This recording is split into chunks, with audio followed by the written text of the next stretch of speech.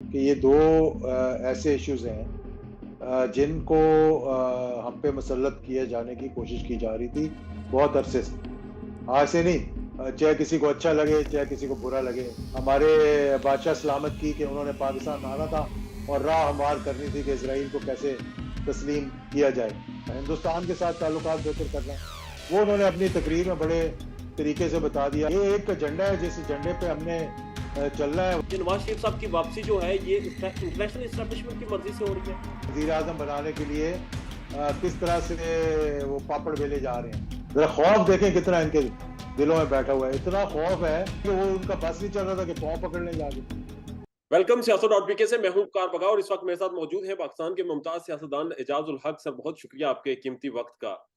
Sir इस वक्त अदालतों में कुछ कार्रवाइयां चल रही हैं, जो कुछ भी हो रहा है अवाम इससे बड़ी मायूस है। रऊफ हसन पाकिस्तान तहरीक इंसाफ के तर्जमान कहते हैं कि ये अदालतें नहीं, ये जुडिशरी नहीं, ये कत्लगाहें हैं। ये जज नहीं, ये कातिल हैं और ये तैयार किए गए हैं इस काम के लिए। क्या कहेंगे इस अफसोसनाक माहौल पर? देखिए, ये तो सबको मालूम था, क्योंकि अगर आप मियां नवाज शरीफ साहब को जानते हैं तो आपको पता होना चाहिए, क्योंकि मैं तो उन्हें बड़ी अच्छी तरह जानता हूँ। और मैंने पिछले दिनों एक इंटरव्यू में ये कह भी दिया था कि जब तक उनको 110% गारंटीज ना मिले, 100% नहीं 110%, तो वो वापस नहीं आएंगे।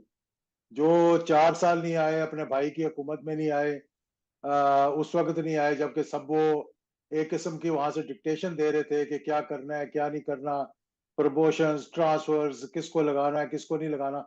बात ये देखें, जो समझने की बात ये है कि ये 1988 से खेल तो है चलता आ रहा है इस मुल्क के अंदर। और इसमें जब भी कोई एक फॉल आउट हुआ है तो दूसरे को ऑटोमेटिक एंट्री। जी जी। वो बीच में कॉल आ गई थी, अब मैं क्या करूं, इसका तो ये बड़ा मुश्किल काम है। चले, मैं ये बता रहा था कि 1988 से ये खेल चलता आ रहा है। जब भी एक हुकूमत फॉल आउट हुई तो दूसरी को चांस मिल गया। अब इसमें मैं ये कहूंगा कि ये थोड़ा बहुत इसमें इमरान खान साहब का भी कसूर था कि एक तो उन्होंने बहुत ज्यादा कन्फ्रंटेशन मोल ले ली, और दूसरा ये कि उन्होंने उन्हीं की गलतियों की वजह से इन लोगों को मौका मिल गया। सर एक चीज, यानी कि लेकिन एक एक बात सही वो कर गए हैं। नवाज शरीफ साहब की एक में बयान देख रहा था वीडियो, जिसमें वो कहते हैं कि अकबर बुगटी का कत्ल इन लोगों ने करवाया, बेनजीर का कत्ल इन लोगों ने करवाया। उन्होंने कहा कि बलूचिस्तान और सिंध में हवाई अड्डे दिए गए जहां से ड्रोन उड़े, वो इन लोगों ने बेचे, पाकिस्तान की सलामती को बेचा। फिर उन्होंने कहा जी 12 मई और लाल मस्जिद जैसे खूनहार यहाँ पर अटैक्स करवाए गए पाकिस्तान में, ये ऑपरेशन किए गए। और नवाज शरीफ ने इस तरह के इल्जाम लगाए और फिर वो सारे इल्जाम माफ हो गए। सर देखिए ना, मैंने आपको बताया ना, जब कोई जगह नहीं छोड़ता, जब मैदान खुला छोड़ देते हैं आप, तो फिर आपको ऐसे ही होता है कि आप 13वें 14वें 15वें 16वें 17वें 18वें खिलाड़ी को लाकर खिलाना शुरू कर देते हैं। तो ये भी अब बिल्कुल एक किस्म के स्पेंट फोर्स कह लें, सियासत के अंदर बिल्कुल नामकबूल हो चुके थे। लेकिन पीपल्स पार्टी को उन्होंने फूंक भरने की कोशिश की तो फूंक नहीं भर सके, क्योंकि पंजाब जो है वो लॉन्चिंग पैड है, और पंजाब ही किसी को वेलकम वेलकम कहता है और पंजाब ही किसी को निकाल देता है। अब एक जलसा करने से तो कुछ भी हासिल नहीं हुआ, और जिस तरीके से वो जलसा हुआ, जितना पैसा खर्चा गया, जिस तरह से इश्तिहार दिए गए, तो हैरानी की बात यह है। जी जी। हैरानी की बात यह है कि जिस तरीके से खान साहब ने चलो जो भी किया वो किया, जो गलतियां की वो की, लेकिन सबको एक्सपोज कर गए वो। जैसे ये अदालतें लेट गई हैं, जैसे ये बायोमेट्रिक हो रहे हैं, जैसे ये मतलब कि निगरान हुकूमतें एक्सपोज हो गई हैं, क्योंकि ये तो इनका तो काम था इलेक्शंस करवाना। ये तो अदालतें लगा रहे हैं, केसेस माफ कर रहे हैं, और ये जो नहीं करना चाहिए वो सारा कुछ कर रहे हैं, और जो करना चाहिए वो कर नहीं रहे, क्योंकि उनका काम तो इलेक्शंस करवाना था। ये इलेक्शंस करवाने के अलावा हर काम जो है वो करने की कोशिश कर रहे हैं। पुल बना रहे हैं, सड़कें बना रहे हैं, अपना अदालतें लगा रहे हैं। जो जो नहीं करने वाले काम वो कर रहे हैं, और जो करने वाला काम है इलेक्शंस करवाना, और 90 दिन तो एक तमाशा बन के रह गया इस मुल्क के अंदर। और ये सारे अदारे आहिस्ता आहिस्ता आहिस्ता आहिस्ता नैब हो गया, हमारी अदालतें हो गई, हमारे नादरा हो गया, हमारा बायोमेट्रिक हो गया, कि किस तरीके से आप एक शख्स जो कि अभी तक मुजरिम था, उसको आप किस तरह से रिसीव कर रहे हैं और किस तरह से वो इलेक्शन कैंपेन के अंदर और इलेक्शंस के दौरानिए के अंदर और उस निगरान हुकूमतों के अंदर तो आपको खर्चा करने का, फंड्स देने की इजाजत ही नहीं होती। तो ये किस तरह से अरबों रुपया खर्चा गया और किस तरह से स्टेज से जाया गया, क्या ये इलेक्शन कैंपेन का हिस्सा नहीं था? तो इन सारी चीजों को सामने रखते हुए मैं समझता हूं कि इलेक्शन जो है वो अब बिल्कुल ही ना होने के बराबर हो गए इस तमाशे के बाद।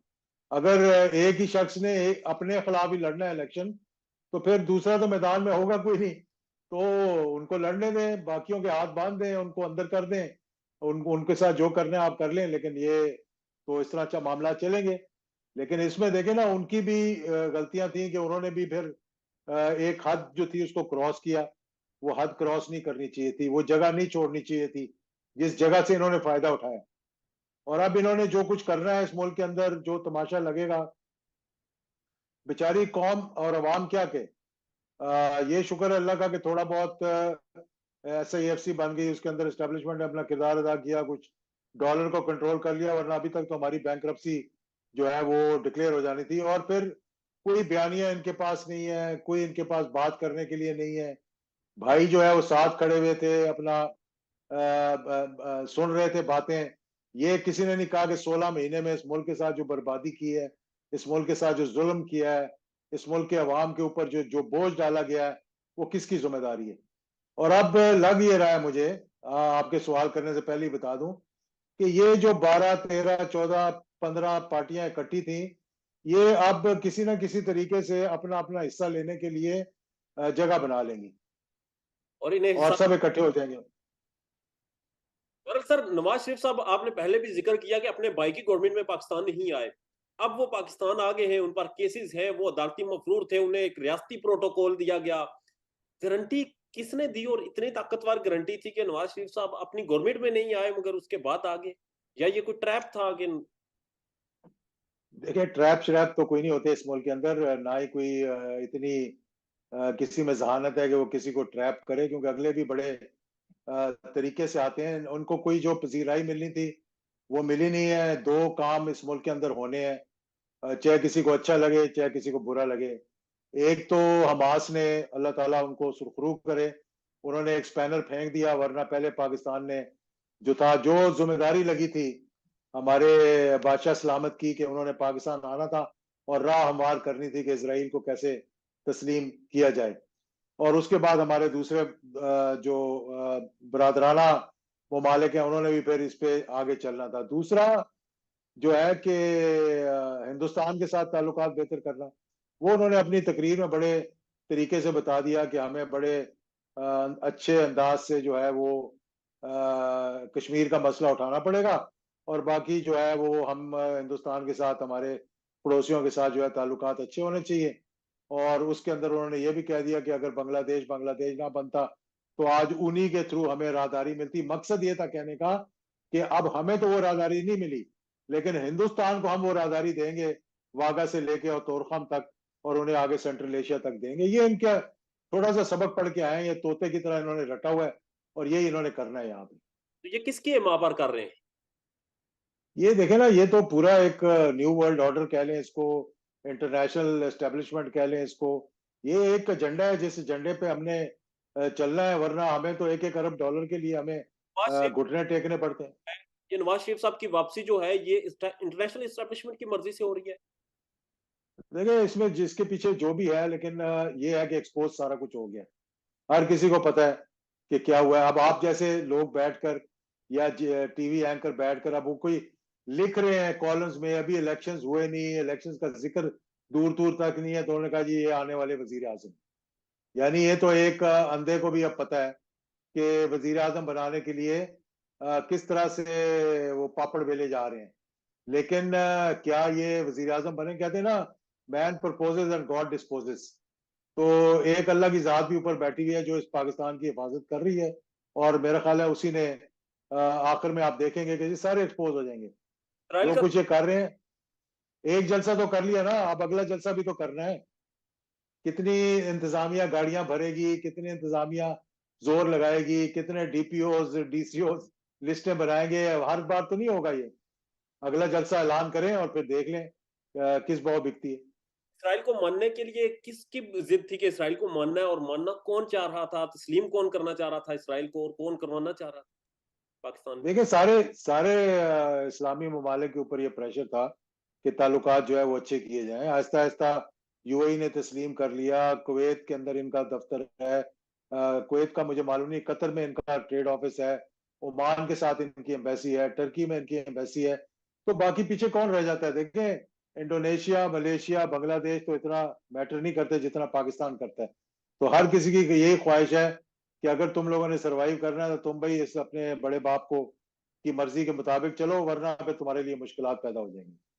तो सर, जो कुछ पाकिस्तानी अदालतों में हो रहा है, ये जो एक तमाशा लगा हुआ है, इस तमाशे पर क्या कहेंगे आप? ये तमाशा खत्म होगा या ये पाकिस्तान की जड़ों को खरीदेगा मज़ीद?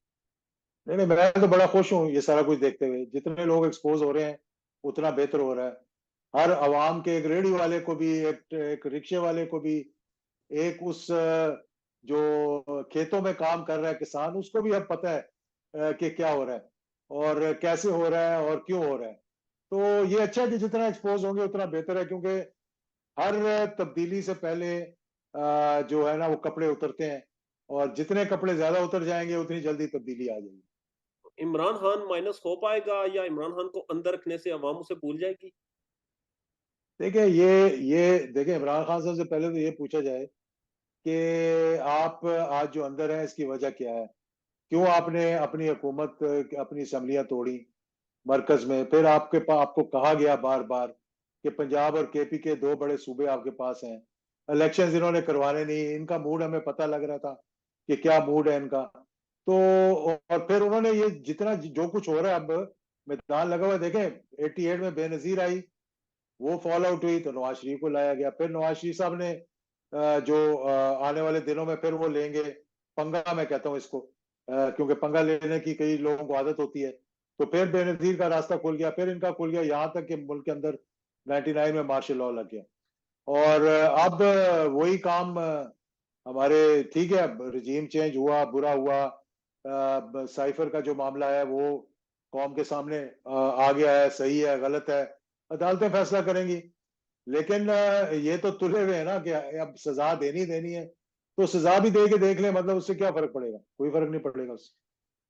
आपको लगता है कि ये जो ला रहे हैं, ये ठीक ला रहे हैं, और इमरान खान अगर इनके साथ टक्कर लगा रहे हैं तो वो गलत लगा रहे हैं? क्योंकि इमरान खान साहब का नहीं, ये नजर आया कि देखें, हदूद में रहना। बात यह है कि सियासतदानों से लड़ना चाहिए। वो बहुत अच्छा कर रहे थे, इनको एक्सपोज कर रहे थे, इनकी चोरियों के बारे में, इनकी डकैतियों के बारे में, इनके सर, तमाम मामलात के बारे में वो पाकिस्तान एक्सपोज कर रहे थे। एस्टेब्लिशमेंट एक्सपोज हुई पड़ी है। नहीं, वो एक गलत मत्था लगाया ना, नहीं लगाना चाहिए था वो मत्था। मतलब उससे आपको कोई फायदा नहीं, आपको नुकसान ही होना है। देखें, इस मुल्क के अंदर तमाम अदारों को, तमाम जो है ना इकाइयां जो है ना, उनको इकट्ठे होना पड़ेगा, और जितना जल्दी हो जाएंगे उतना बेहतर है। अगर आप ये वन साइडेड करेंगे कि हक एक ही, वसी तजर्बा है। आपने कभी देखा कि इस मुल्क के अदारे अपनी हदूद में काम रहकर काम कर रहे हैं? देखें, अब अदारों तो, मैं अदारों के बारे में तो नहीं कहता। मैं तो वो अदारे देख रहा हूँ जो कि अपने आप को एक्सपोज कर रहे हैं। कुछ तो चले चिलमन के पीछे से काम हो रहा होगा, लेकिन कुछ तो ओपनली कर रहे हैं ना। ये बायोमेट्रिक मैंने करवाया एयरपोर्ट पे जाके, वो वीआईपी प्रोटोकॉल मैंने दिया, वो सलूट जो है वो मैंने मारा जाकर वहां पर। आपके इंतजामिया का तो ये हालत है कि वो उनका बस नहीं चल रहा था कि पाँव पकड़ने जाके। ये किन खिदमात के नतीजे में नवाज शरीफ साहब को इतना प्रोटोकॉल दिया गया? ये खिदमात तो उनकी माशाल्लाह 3 मरतबा इस मुल्क के साथ जो कुछ कर गए, और पिछले 16 महीने में जो उनकी टीम ने जो किया, और उनके भाई ने जो किया, और उनके सारे अरस्तुओं ने जो किया, ये, और मैं कहता हूँ ये अच्छी बात है। इनको 1 मरतबा दे दें हुकूमत, और इलेक्शन भी करवाने की जरूरत नहीं। मैं तो समझता हूँ कि इनको लाकर बैठा दें और इनको एक्सपोज होने दें, क्योंकि जितने ये ज़हीन है उतना मुझे पता है कितने ज़हीन है ये, और किस तरह से मुल्क चलाते हैं वो भी मुझे पता है। और ये अगर चला सकते हैं तो मेरा ख्याल है इनके हवाले हुकूमत कर दी जाए। और फिर 6 महीने अगर ये टिक गए बगैर वो जो मैंने कहा था ना पंगा लिए, तो फिर मैं समझता हूँ कि बहुत बड़ा इनाम जो है वो दिया जाएगा। बहरहाल सर, रियासत के अंदर से इस्लामी जमहूरिया है, फलाई रियासत है, यहाँ से बगैर वारंट के लोगों को गिरफ्तार किया जाता है और फिर अचानक वो लोग इंटरव्यूज देते हैं, अचानक वो लोग प्रेस कॉन्फ्रेंस करते हैं और फिर उन पे ऊपर से गद्दारी के और दीगर तमाम एलिगेशंस वो खत्म कर दिए जाते हैं। ये जो एक मुकद्दस गुस्ल है, इस गुस्ल पर क्या कहेंगे? तो नवाज शरीफ साहब को क्या कौन सा गुस्ल दिया गया? ये मुकद्दस गुस्ल नहीं था, ये तो जमजम से धोकर आए, धुलवा कर अपने आप को आए यहाँ। इससे ज्यादा बढ़कर और क्या हो सकता है? देखिए ना, मैं तो कहता हूँ अच्छी बात है, इन सबको एक्सपोज होने दें, इनको हुकूमत दे दें, इनके हवाले हर चीज कर दें, अदलिया इनके हवाले कर दें, नैब इनके हवाले कर दें, अपने ओपोनेंट जो है उनको, वो तराजू जो है ना, जो जो लेवल प्लेइंग फील्ड है, उसमें इनको विकटें भी लगा दें और इनको अंपायर भी इनकी मर्जी के खड़े कर दें, और ओपोनेंट टीम भी ना लाए, एक बॉलर ले आए, वो इनको बॉलिंग कराता रहे जब तक अंपायर उंगली नहीं खड़ी करेगा, ये खेलते रहे चाहे कितनी मरतबा मर्जी वो विकेट गिराता रहे, वो कहे जी आउट नहीं हुआ, नॉट आउट।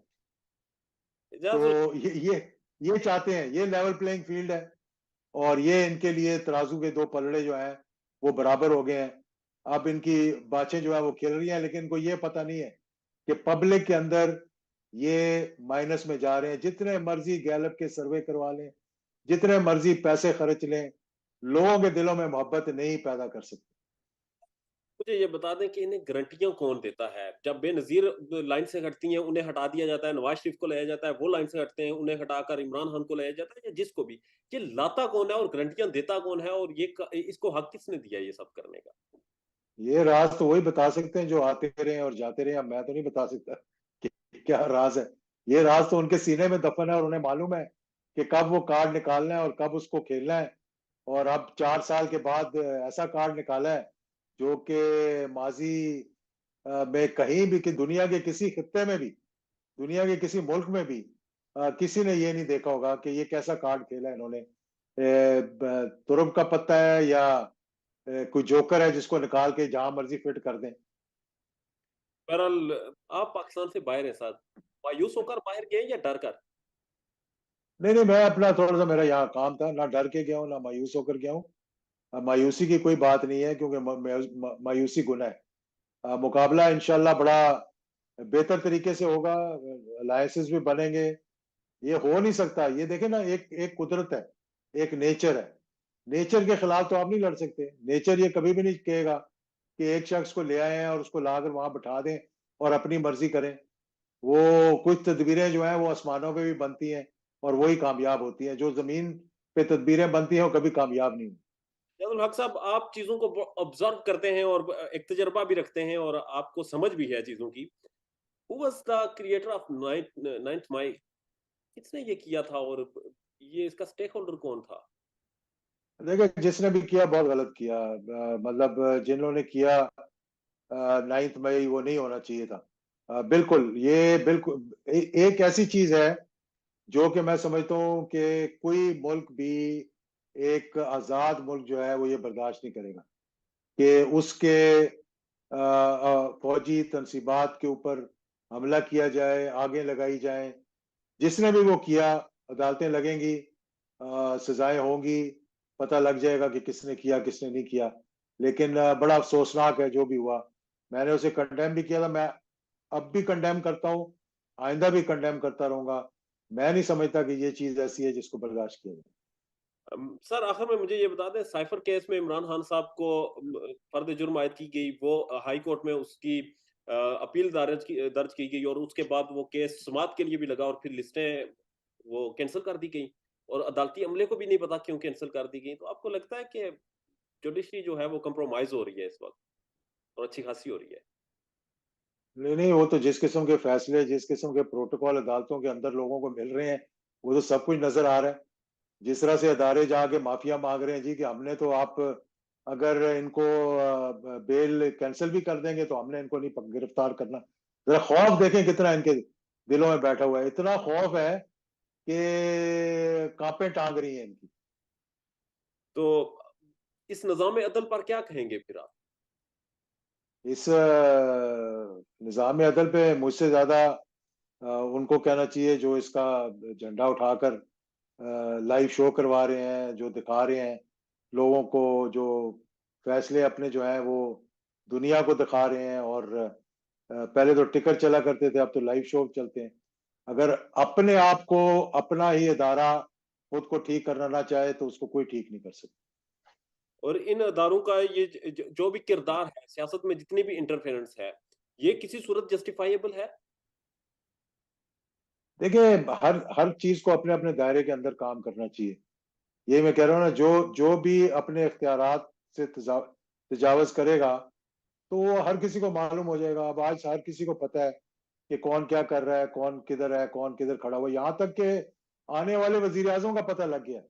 हम तो 88 से इलेक्शन लड़ते आ रहे हैं भाई, हर इलेक्शन लड़ा है। हमें तो नहीं पता होता था कि कौन जीतेगा कौन हारेगा। हमें तो ये भी नहीं पता होता था कि आइंदा वजीर आजम कौन बनेगा। हाँ, ये पता था कि दो जमातें हैं, इनमें से जो जीतेगी उसमें से वजीर आजम बनेगा। अब तो हमें पहले से ही पता है। इलेक्शन अभी हुए नहीं है, इलेक्शन का भी पता नहीं है। 90 दिन कई मरतबा गुजर चुके हैं और अब वो केस लग चुका है। उस केस का क्या फैसला होगा? जनवरी फरवरी में इलेक्शन होंगे। पहले से ही हमें मालूम है कि कौन बाख्तियार होगा और कौन बेख्तियार होगा। आखिर में मुझे ये बता दें, एक उड़ती उड़ती खबर सुनी थी कि नवाज शरीफ साहब शायद कोई इसराइल और कश्मीर के मामलात में इंटरेस्टेड हैं और उन्हें कोई बैनुल अक़वामी सतह पर भी कोई इंस्ट्रक्शंस मिली हैं। क्या इस तरह की कोई चीजें हैं जिसका उन्हें समर मिल रहा है? देखिए, ये बात मैं पहले कह चुका हूँ कि ये दो ऐसे इश्यूज हैं जिनको हम पे मुसल्लत किए जाने की कोशिश की जा रही थी बहुत अरसे से। आज से नहीं, जनरल मुशर्रफ के ज़माने से ये चीज़ें हो रही थी। इसराइल के जो लोग थे वो हमारे वज़ीर ख़ारजा को तुर्की में मिल रहे थे। उसके बाद पिछले chief of army staff general Bajwa ने भी हिंदुस्तान के साथ रीजनल कनेक्टिविटी की बात की और फिर उसको यूट्यूब से हटा दिया। मौजूदा सूरत हाल में देखिए, ये दो दो तो हमें पता ही है कि एजेंडे के क्या आइटम है। एक इसराइल है और दूसरा हिंदुस्तान है। अब नवाज ये देखना है कि नवाज शरीफ इसके स्टेक होल्डर हैं पाकिस्तान में। जो भी स्टेक होल्डर होगा, जो भी वादे वईद करके आया होगा, ये थोड़े दिनों में पता लग जाएगा। ये कौन सी बात छुपी रहनी है? और आपको लगता है कि अगर इस एजेंडे के साथ एक इंसान आता है और उसे प्रोटोकॉल देकर आप प्राइम मिनिस्टर बनाते हैं, तो पाकिस्तान की खुद मुख्तारी और पाकिस्तान की सालमियत कहीं पर बाकी रह पाएगी, वो कंप्रोमाइज नहीं होगी? ये अब आप अपनी खुद मुख्तारी को तो खुद देख लें, कितने खुद मुख्तार हैं आप। किस तरह से ऐलान हो रहे हैं, किस तरह से फैसिलिटेट किया जा रहा है, किस तरह से सूबाई हुकूमतें जो है वो बैठकर अदालतें लगाकर केसेस माफ कर रही हैं। बाकी जो रह गए हैं वो इंशाल्लाह, बाकी अदालतें जो रह गई हैं, एक आधा जज है जो कि अपने असूलों पे खड़ा हुआ है। बाकी तो सब, मुझे नहीं मालूम कि क्या सोच रहे हैं, क्या कर रहे हैं, क्या करेंगे। देखते हैं आगे आगे होता है क्या। पाकिस्तान में इस वक्त सबसे बड़ा मसला बोलने का है। पाकिस्तान में बोलने नहीं दिया जाता, जुबानें खींच ली जाती हैं, डर है, खौफ है, टेरर है। पाकिस्तान का मीडिया मुकम्मल तौर पर कंट्रोल्ड है, वेल मैनेज्ड है, एक मैसिव सेंसरशिप है।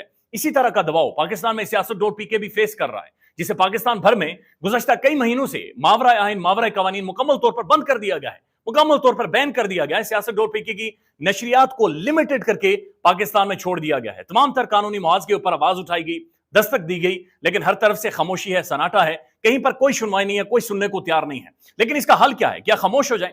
क्या सवाल ना करें? क्या मालूमात आप तक ना पहुंचाएं? क्या इंफॉर्मेशन आप तक ना पहुंचाएं? मालूमात भी पहुंचेगी, इंफॉर्मेशन भी पहुंचेगी, सवालात भी उठेंगे, लेकिन अब आपने रोल प्ले करना है, आपने अपना किरदार अदा करना है। और छोटा सा एक प्रोसीजर है, प्रोसेस है, उसके बाद आप अपना किरदार अदा करें और हमारी मदद करें। पहले आपने यह करना है कि हमारे यूट्यूब चैनल को सब्सक्राइब करना है, उसके बाद ज्वाइन के बटन के ऊपर जाना है, क्लिक करके हमारा मेंबर बनना है। या फिर दूसरा ऑप्शन यह है कि आपने वीडियो की डिस्क्रिप्शन में जाना है, वहां पर पैट्रियन का लिंक मौजूद होगा, उस लिंक के ऊपर क्लिक करें और हमें सपोर्ट करें, हमारा हिस्सा बने, हमारी ताकत बने। ख्याल रखिएगा। अल्लाह हाफिज।